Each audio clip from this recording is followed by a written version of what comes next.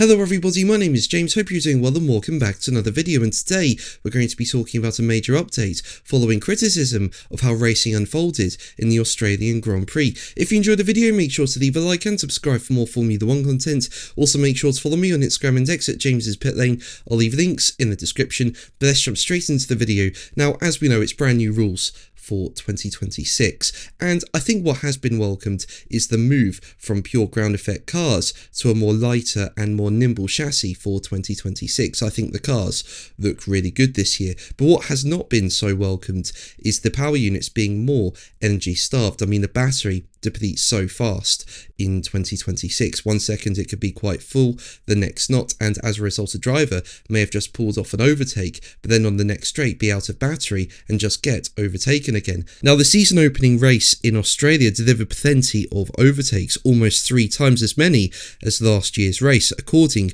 to F1 statistics. However, there were complaints that these moves were too artificial, with many drivers having spoken out about battery management being too dominant a factor in performance, which means they're having to drive in counterintuitive ways that few of them seem to enjoy. Now, Max Verstappen has been very vocal about the battery management situation since testing. He's wanted to see improvements to that, and while following the Melbourne Grand Prix, more drivers have voiced their concerns. I mean, Sergio Perez, for example, who ended up having a year out in 2025 before returning to F1 in 2026 with Cadillac, said, as quoted by motorsport.com, "It's a very different Formula 1 to what I was used to. It's a lot less fun, definitely. It's not as fun as it used to be, the racing side, and with this amount of management that we have to do, it's not great, to be honest. I think we are all with the artificial racing. It's too artificial. Unfortunately, Formula 1 has changed a lot." Now, following the Melbourne Grand Prix, there has been an update on the situation, with the race revealing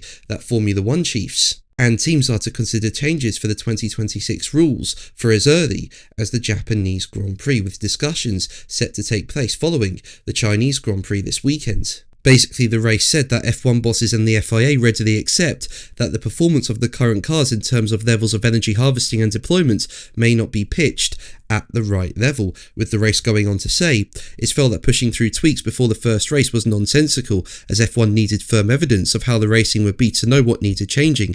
Thus, with the Australian Grand Prix being in the top 4 of the worst circuits for energy management over the season, it was agreed that reacting from what happened in Melbourne would be wrong too. So instead, it's been decided to wait until after this weekend's Chinese Grand Prix to evaluate the learnings of the first 2 races and decide what, if any, action needs to be taken. Anything that needs urgent implementation can then be done for the Japanese Grand Prix on March 29th, with further tweaks following in subsequent races." Now, I feel this is really encouraging. I mean, even though there were more overtakes in the Australian Grand Prix, and I personally enjoyed the battle between Charles Leclerc and George Russell out in front at the start of the Grand Prix, there has been criticism of the racing, and it's good to see there being a response. So what options are there to improve the situation? Well, when discussions are held, the race said, the main topic to be discussed is a tweak to the energy management levels and whether revisions need to be made to the harvest and deployment levels. Options for improvement can be to increase how powerful superclipping is,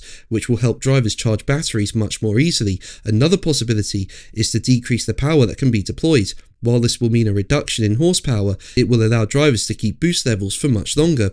There's also some consideration to seeing if there are ways to boost the power of the internal combustion engine.